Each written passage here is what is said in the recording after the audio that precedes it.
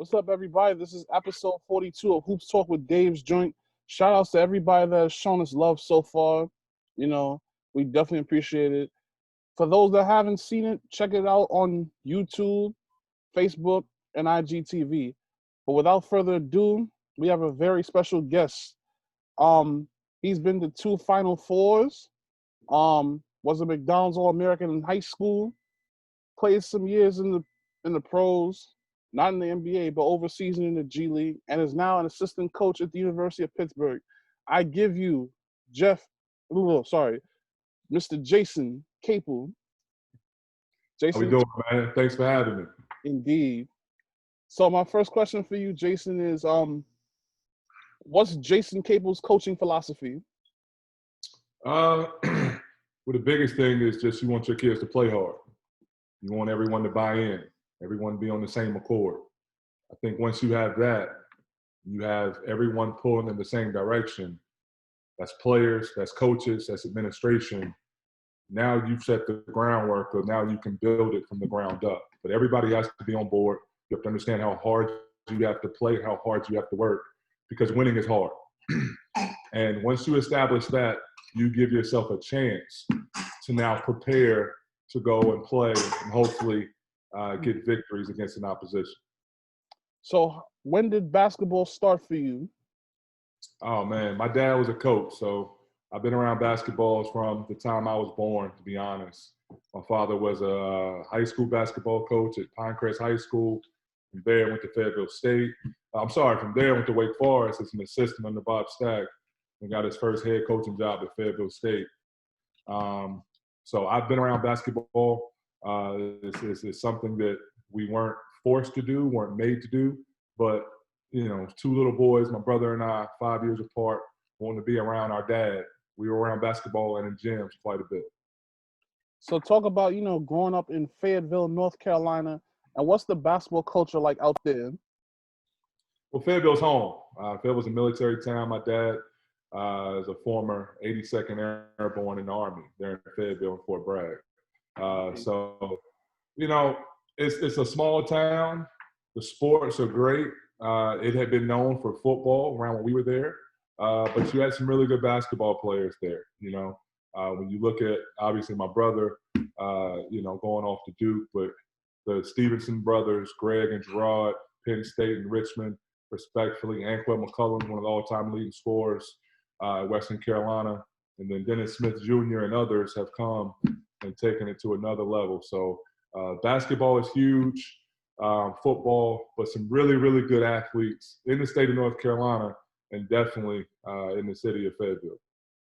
So talk about, how was it, being a coach's son?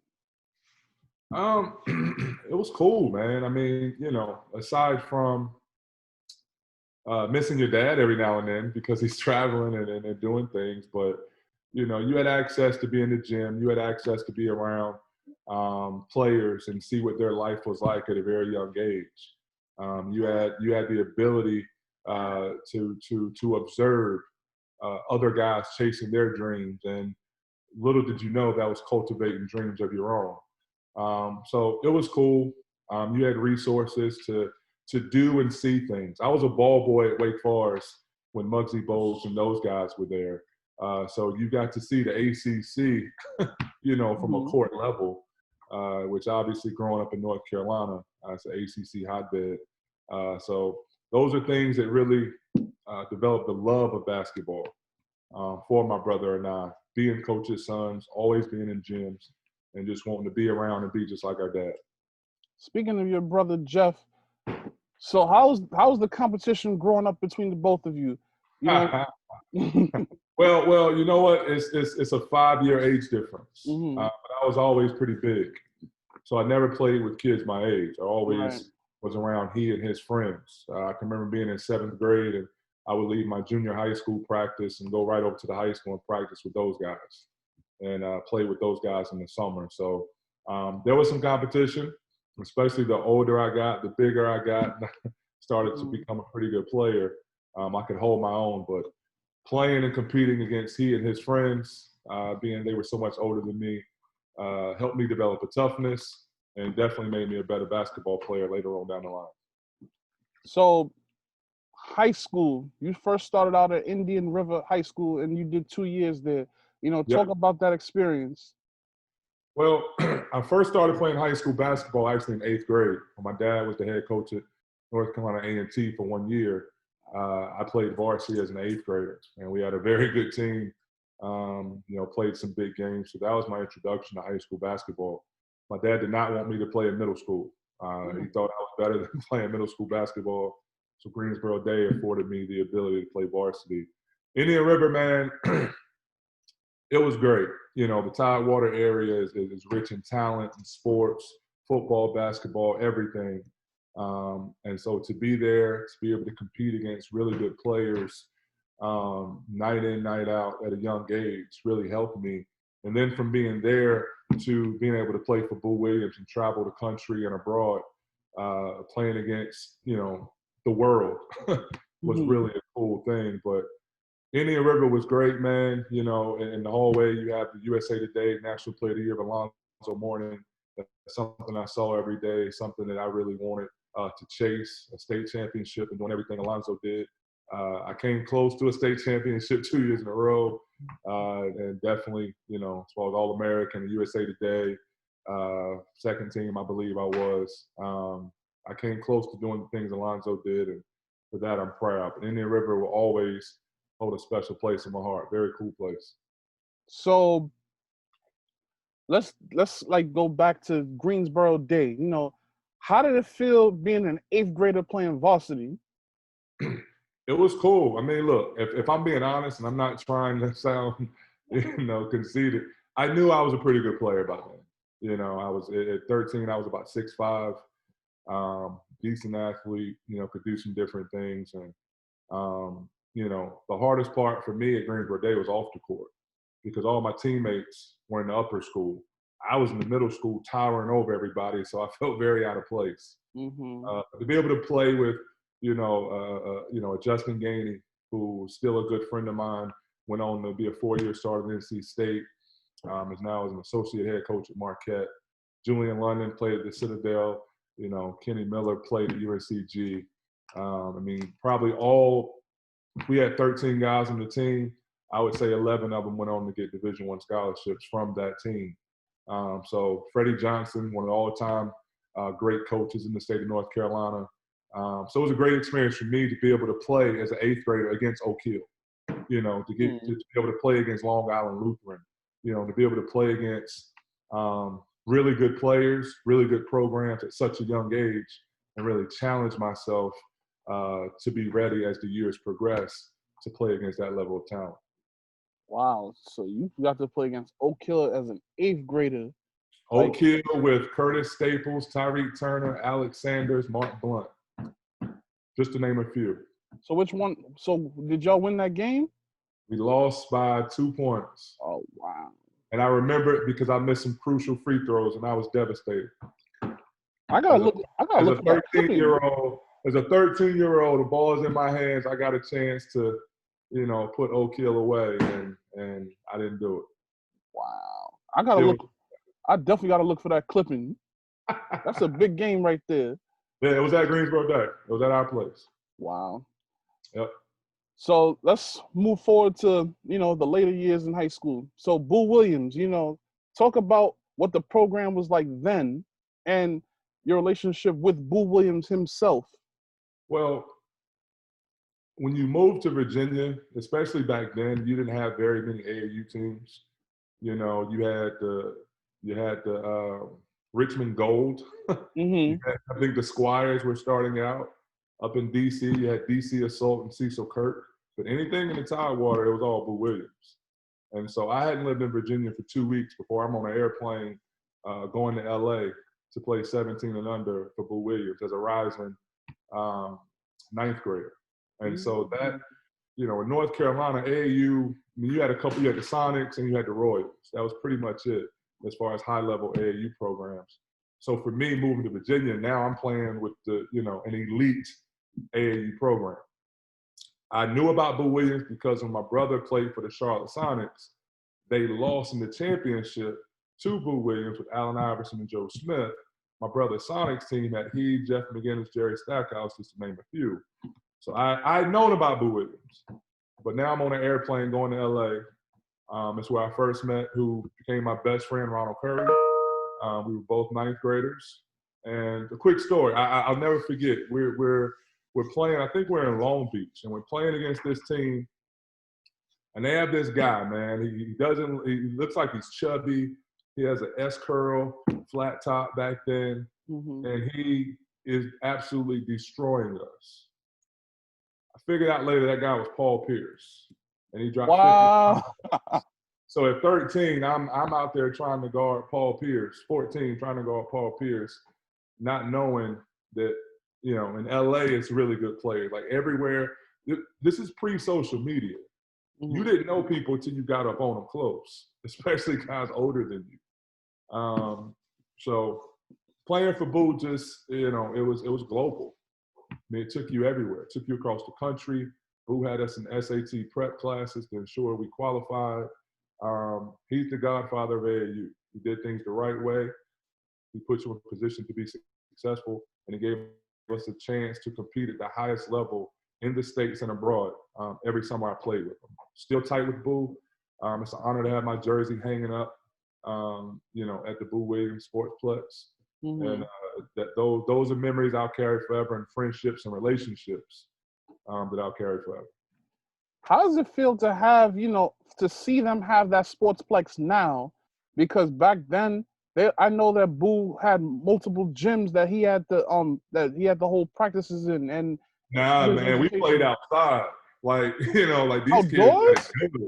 Boo had a Nike outdoor court, which was kind of like, I mean, we thought of it as our Rucker.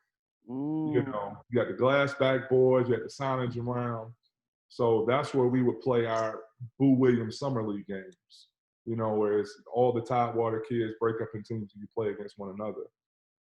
We would practice at ODU, we practiced at different high schools, but as far as playing, we played outside, and it was great. It was a lot of fun because you never knew what Boo Williams alumni was going to show up. Joe Smith would be out there watching games. Tony Rutland, you know, Chuck. Allen Iverson would be there watching games. So it was cool to perform in front of those guys who started the Boo Williams program and took it to a certain level, and it was our job to continue to push the culture forward. So from there, you actually got to play in the first Peach Jam ever, when it was called the Peach Basket. Yeah. So, you know, talk about, you know, that tournament. Well, it was great, man, because back then it was really everybody. You know, that's my 1-year-olds in the background commentating too. Shout out to the little one. Yeah, but it was great, man, because you had teams from LA, you had teams from all over, and it was the best of the best. And that particular year, as you and I talked about before, after seeing us play against Dirk in France, they created a Nike European team, and that's the year they brought that team over, and we actually played them. And Boo got a little upset at the officiating and pulled us off the court. That's a true story. But it was great, man. I mean, look, Peach Basket, Peach Jam now. I mean, everyone knows that's the top level. That's where the best players want to play. The crowds are going to be great, and it's your chance to perform on a big stage in the summer. So very, very fond memories of that. So you wound up going to St. John's Prospect Hall in Maryland. What made you want to leave Virginia for your remaining 2 years of high school? Well, the biggest thing, man, I wanted to be pushed. I was state player of the year as a sophomore at Indian River. And I wanted to have competition in practice. I wanted to be coached really hard. I wanted to be pushed. I knew what my goals were, and I knew I needed a steady hand every day to ensure that I could reach it. Stu Vetter's a legend. He's won multiple national championships, coached multiple high-level players, you know, back from the Dennis Scotts to the Randolph Childress, you know, and I mean, the list goes on and on. Nate James, I can keep going. He has a on his wall of players is very impressive. So I wanted to be a part of that. I looked at Oak Hill, I looked at DeMatha, but ultimately I chose going to Prospect Hall, playing for Coach Vetter. And we were 50-1 in 2 years. Won a lot of big games, played on the biggest stage. He helped me tremendously. He pushed me, he coached me, he held me accountable, and he prepared me for life after high school, preparing to walk right in and be able to play at North Carolina. You were highly recruited in high school. You know, you were the number 5 player in the nation. What was your recruitment like at that time? Well, you know, I was being recruited by everyone, but I think, if I'm being honest, I think everyone knew that my decision was going to come down to North Carolina or wherever my dad was coaching. Like, that was the reality of it. I really liked the University of Virginia at the time when Jeff Jones and Dennis Wolf, who he and my dad were good friends from their time at Wake Forest as assistants together, Dennis Wolf. But once that staff was let go, Virginia was taken off my list. So my dad actually interviewed for an ACC job. If he had got that job, I would have gone there, and a few other high-level players in our class would have gone there with. Florida State. Florida State. Wow.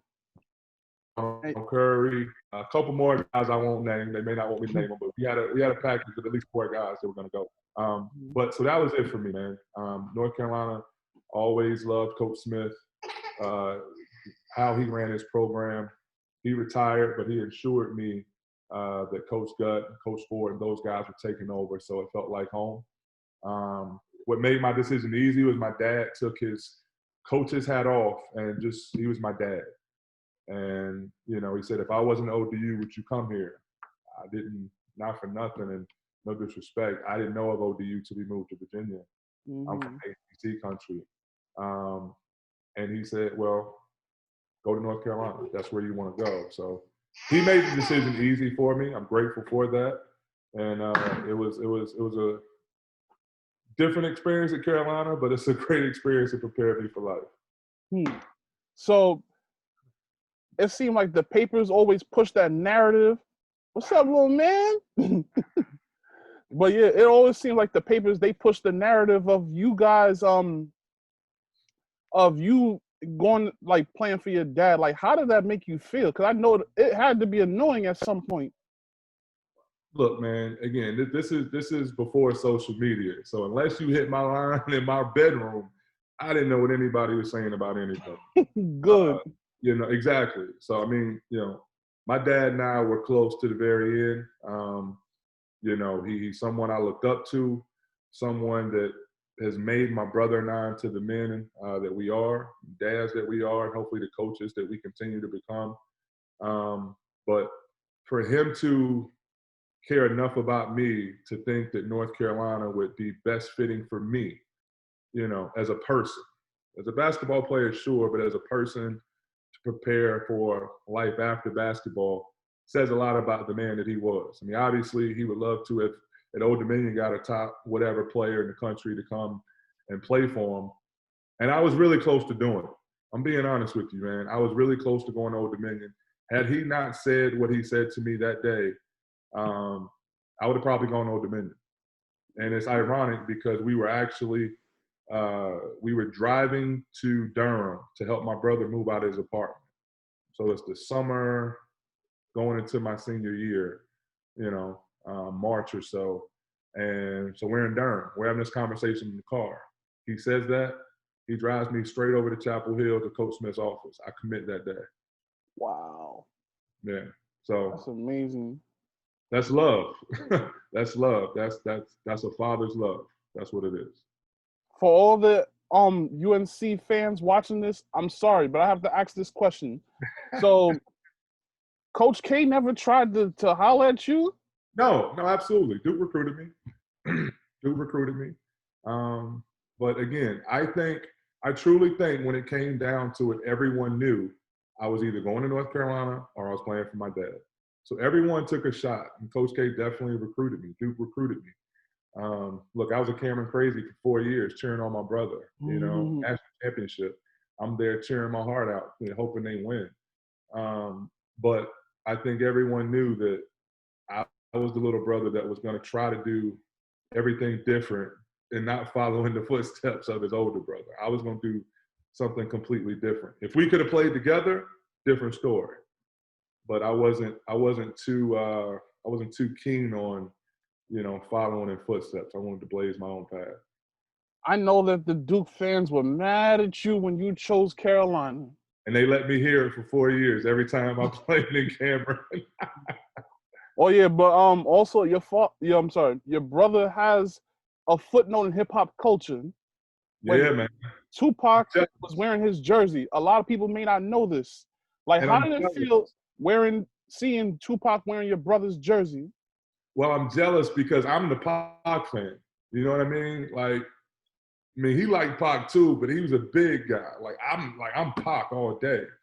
And so, but it was cool, man. I actually got a T-shirt made that I used to wear at the Duke games when he was coaching, of that picture with Pac with the jersey on. And in my mind, I would love to think if Pac had lived past 96, he'd have had that 2-5 in Carolina blue on too. That would have been in my mind, that's what I tell myself. So let's talk about, your 4 years at Carolina.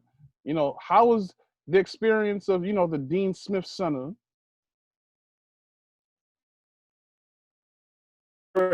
And look, that's one of the great places in college basketball. I had been there as a fan when they were recruiting my brother, and then watching on TV and seeing the excitement. I still remember, I have on VHS somewhere the first game. They just replayed it about a week ago, the first year in the Smith Center when Len Bias dunked backwards on Warren Martin and Maryland beat North Carolina. So, the tradition speaks for itself. And for me to have a chance to run through that tunnel on game day, to play in some high-level games against the Dukes, the UCLAs, the Michigan States and such, was definitely a dream come true. Talk about, the competition that you played with the Tar Heels. You played with some really talented players, Ed Cota being one of them. Easy five. Yeah, man. Ed, played with good players. Ed was definitely one of the best point guards I ever played with. He's a guy that, you just had to run, and he'd find you. There are times you wouldn't even know you were open, and it could be a regular pass. He could, throw like he's hiking a football between his legs to you and pass it. He was such a gifted ball handler and passer. So Ed made the game easy. You just had to have your hands ready because the ball would come, and if you didn't catch it, he'd let you know, Brooklyn style, that you need to catch the ball the next time. Joe Forte was, one of the best scorers that college basketball has ever seen, in my opinion. Brendan Haywood, broke the shot blocking record at North Carolina, field goal percentage, won an NBA championship. But, I think I played with two of the best athletes ever. When you look at, my junior year, look, we started two football players. Our point guard was the starting quarterback. Our power forward was the best defensive end in the country, who went on to be the number 2 pick in Julius Peppers. So, played with great players, man. I was blessed to, the relationship with Coach Smith, even though I didn't play for him, but specifically with Coach Bill Guthridge, rest his soul, as well as Coach Smith. And then Coach Phil Ford, Dave Hanners, Pat Sullivan. Those are relationships I still have to this day that I value very much, that help, make me the man I am. We're gonna go back a little bit to you and Ronald Curry playing together in the McDonald's game. You guys came up together. Talk about that experience of playing in the McDonald's game and the Hoop Summit. Well, again, he and I met at 14 years old, and it was kind of awkward at first. I'm the new kid in the state. He's the man already, 2-sport, everything. And so there was some apprehension when we first met. But, as time went on later that year, after that summer, then during the year, he's keeping track of me at Indian River. I'm keeping track of him at Hampton High. And we made a pledge at 14, 15 years old that we were going to go to college together. And so, we won a lot. We won 2 AAU national championships. We won a gold medal over in France, the McDonald's game, Hoop Summit, and then to play and playing a Final Four and be a starting backcourt with the kid with a guy that you've been friends with, since you were 14 years old. meant a lot. And just proud of him, proud of everything that he's accomplished, and the memories we have together, the battles we've been in together, on and off the court, holding each other down, man, has been truly special. Now that 2000 team went to the Final Four. Talk about that run. Well, that was a special year because, to be perfectly honest, we underachieved for a greater part of the season. And just being young, not listening. And then, we get in the tournament as an 8th seed. We lost in the first round of the ACC tournament to Wake Forest. So now we don't know if we're even going to be in the tournament. We're an 8th seed, and I think that probably ticked everybody else off that we're an 8th seed. Because, look, we were good. We were talented. We were big. We had a senior point guard. And, we played a very good Missouri team the first game. We beat them. And then I always say, man, when you're a lower seed and you get to take on a number 1 seed, and that year it was Stanford, who we always beat because we matched their size and we were more athletic, you feel like the whole bracket opens up for you. So beat Stanford in the second round, move on, play Tennessee, the Tennessee team. And then, Bill Self at Kansas always tells me that they should have beat us. He was the head coach at Tulsa then. So Tulsa is who we played to advance to the Final Four. And, it was great, man. Just every week with a chance to continue to move on. The world's watching. And for the first time in a long time, as a Tar Heel, we were underdogs. And so that was something that we really bonded together over and, had a special run. Just came up a little short. And then Bill Guthridge leaves after your sophomore year, and then you guys got Matt Doherty. What was it like playing for Matt Doherty? It was different. When you think of playing for Coach Gutt, who was exactly like Coach Smith, it was different. Now you're playing for a guy that you don't have a relationship with at all, and the entire staff you've never had a conversation with or met before. But in saying that, we had great success the first year. We were number 1 team in the country for the majority of the season. We won 18 games in a row. But it was different. It was a completely different style of play. It was a completely different energy about everything. And sometimes things are best left how they are, especially a machine like North Carolina was back in those times. Yeah. So you had a good 2 years. Afterwards, you were 2-time All-ACC. How did it feel, finishing out your career at UNC? It was good. It was good. Did it finish the way that I hoped? Absolutely not.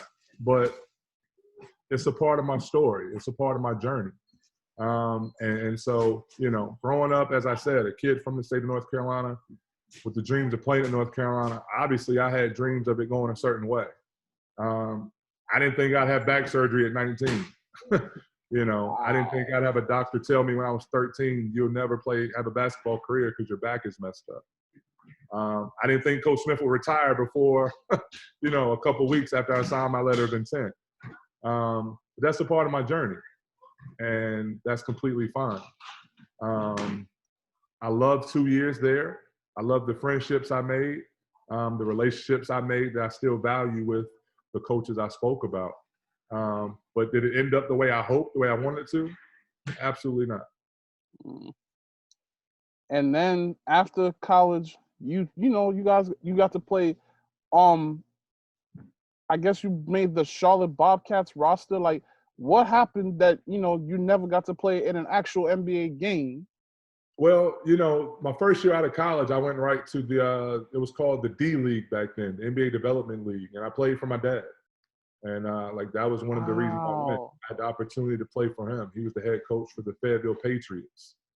And our team was loaded, man. You look at our team, Terrell McIntyre, who has his jersey retired over in Italy, in Siena. Matt Barnes, obviously, we've seen what he's done in his career. Brooklyn's very own Omar Cook. He and Terrell played point together. Junie Sanders, who's a scoring machine from up top too. Jamil Watkins, who played at George Sound. Like, our team was low. Devin Brown, who got called up, played with the Spurs. We were a good team. We ran away with the regular season championship. Lost in the finals. I was hurt. Guys were banged up. But I had a chance to play for my dad, man. I had a chance to be around my parents, which I hadn't. Obviously, I left home at 16, going to Prospect. So the chance to actually be home and chase a dream and play for my dad, most importantly, was very cool. Very cool. Indeed. So then, you go from the G League to the overseas life. Yeah. Well, my Italy. second year, my second year I went to Serbia, and it didn't work out. I wasn't vibing over in Serbia. Mm-hmm. Cool place, but my first year over, it was definitely more me than the actual country, the team. They treated me well. Just I wasn't ready to live over in Serbia by myself in that type of environment. So I came back and finished the year in the G League, D League again, and then I went to Japan. And Japan was fantastic, man. The basketball was good. You had some really good players over there that I had watched growing up, some I had played against. Won a championship over there, and came back, and that's when I signed with the Bobcats, and came close to making that team, man. I made it right up to opening night, but some trades happened, and I became the odd man out, and that's fine. That's the way the ball bounces sometimes, and I took my talents to Italy, and I love Italy. My mom was afraid I was never coming home because I loved it so much.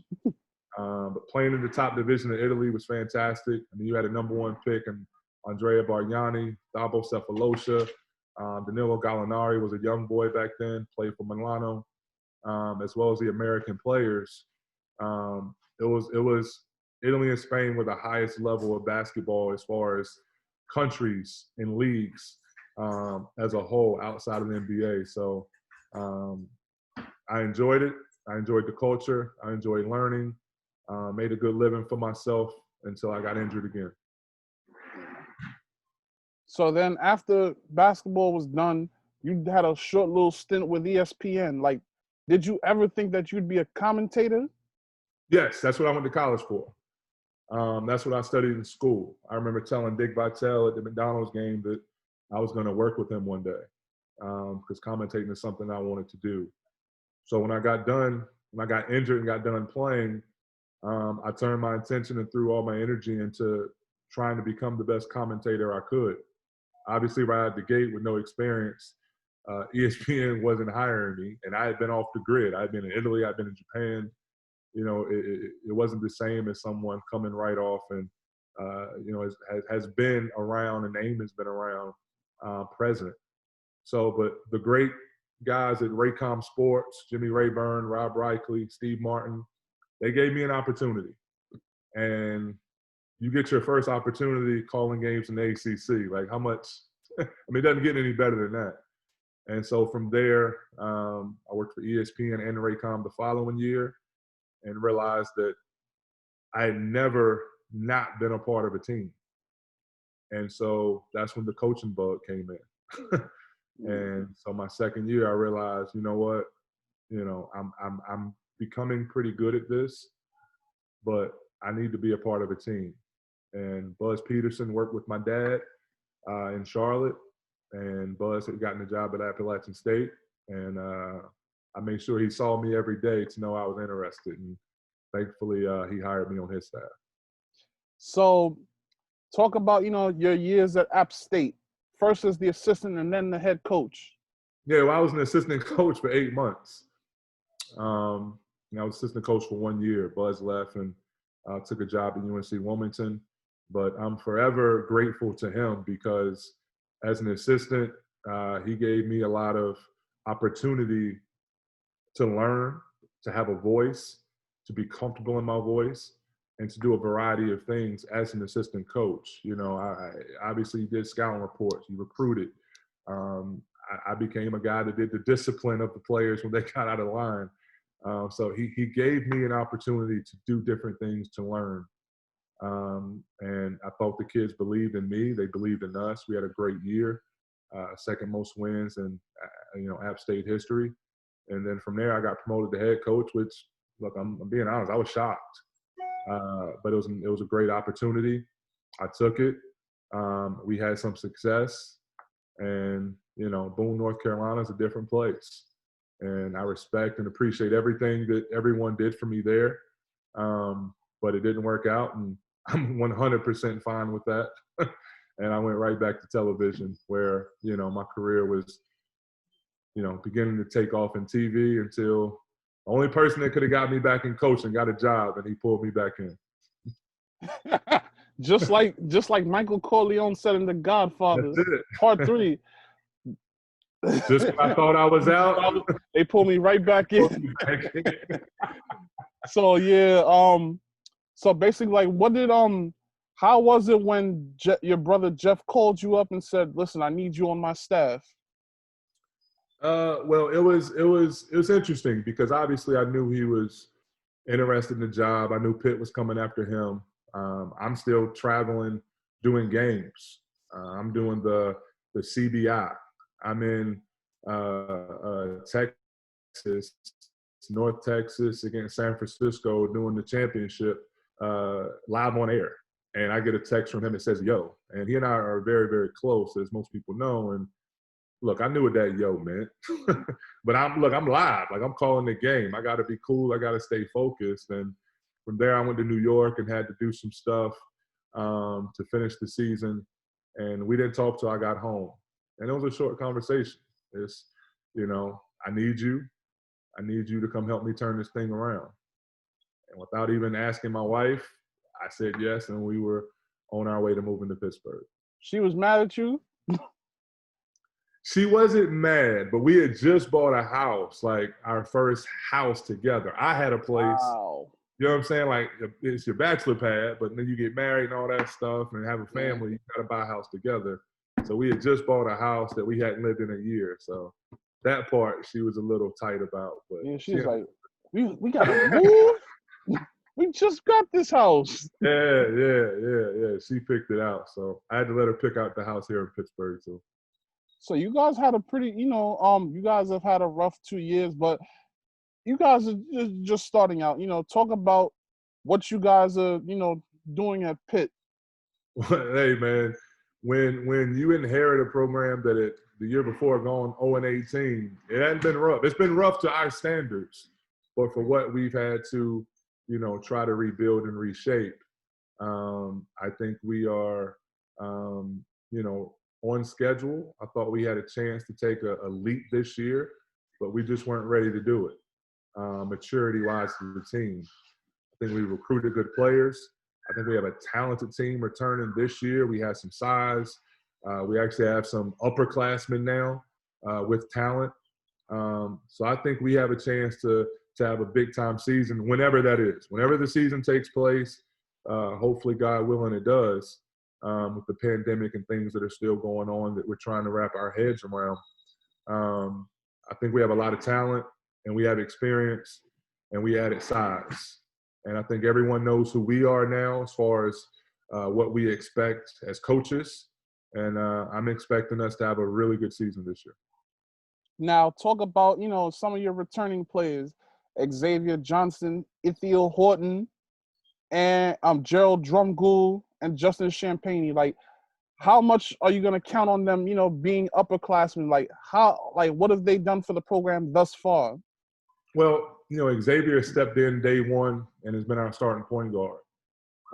He never played point guard before until he got here. And so he's had to carry a pretty big load. Played a lot of minutes, been thrown in the fire, and I think he's going to be even better for it now as a junior, and a guy that was on the all-rookie team as a freshman. I think he's ready to step up and take a leadership role. I think Justin, another guy you mentioned, Justin Champagne,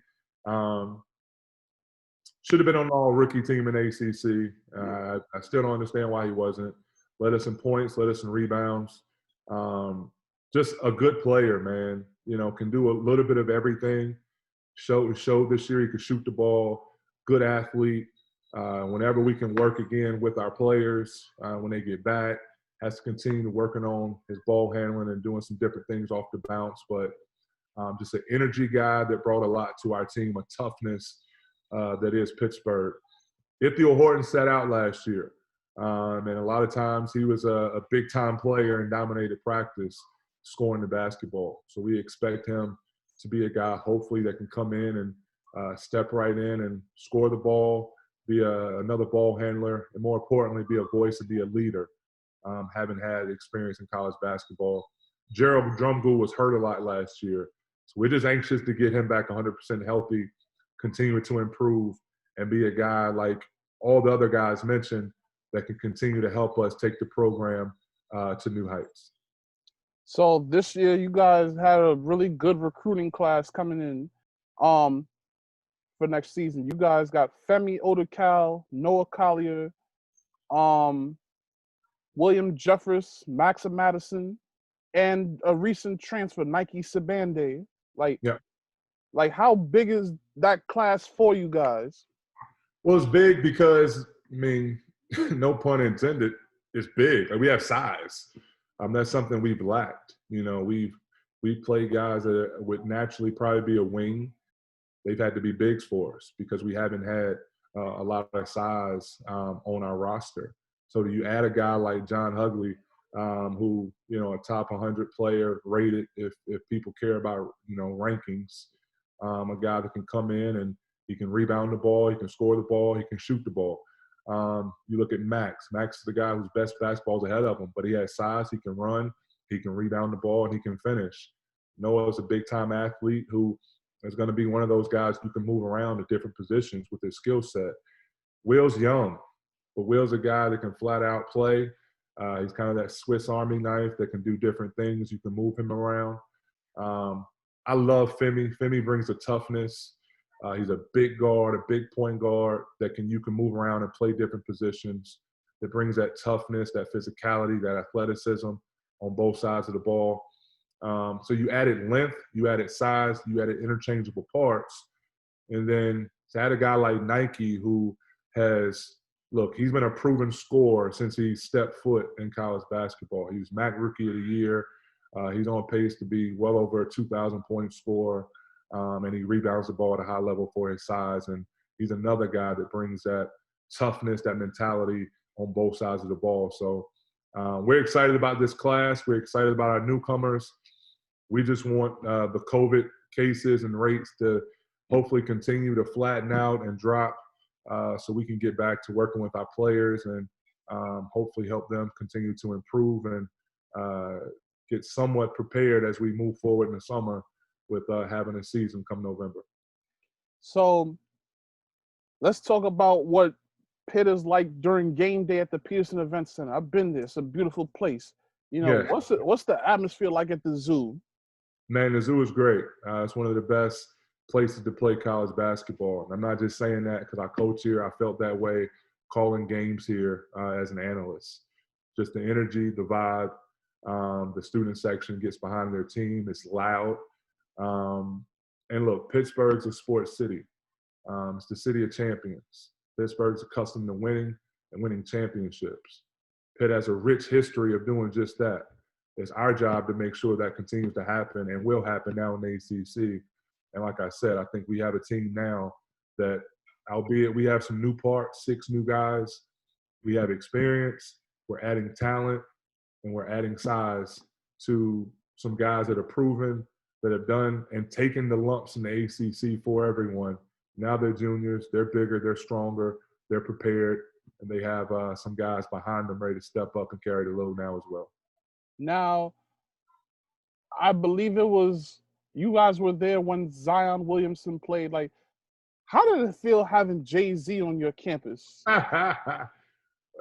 It was cool, man. Look, my brother and I are both huge Jay fans. It was like a secret that we had to keep. Nobody knew but us. Yeah. That he was coming, and you know, but to walk out on that court and see, you know, Jay sitting there, OG Juan sitting there, those guys sitting there like live and in person. Like, I've been to every Jay-Z concert that ever came to North Carolina. Been to them all. And and to Even see in him there. college?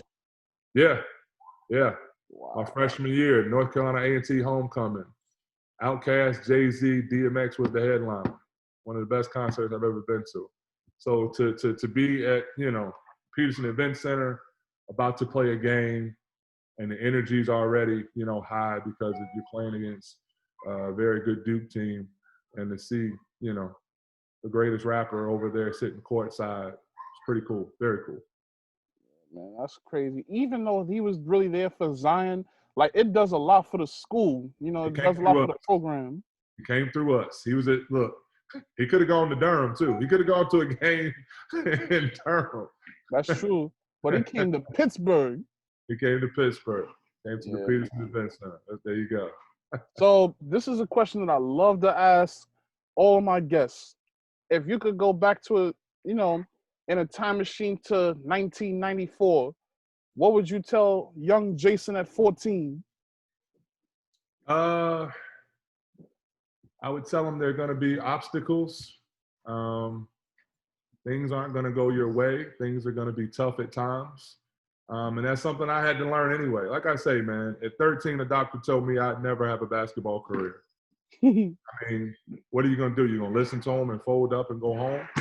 Or are you going to push through it, work, and chase your goals, chase your dreams? I'm lucky. I had a dad that wouldn't let me fold. He wouldn't let me listen to what the limitations other people may have put on me. So I would tell myself exactly what I was told, from my dad. I mean, there's a standard we live by. You show up, you always keep your promises, you appreciate what you have, and you never make excuses. That's something my brother and I learned at a young age. It's something I would tell myself, something I'm telling my 3 boys now. And it's something that you see throughout the Peterson Event Center because it's the motto of our program now at Pitt as well. Eventually, hopefully your boys get to play for you someday or their uncle. Well, my oldest is 7, and he told me that I have to continue coaching so I can coach him. So I guess I'm in. I'm still in. Shout outs to, hold on, I'm about to find their names right now. Miles, Jason Cole.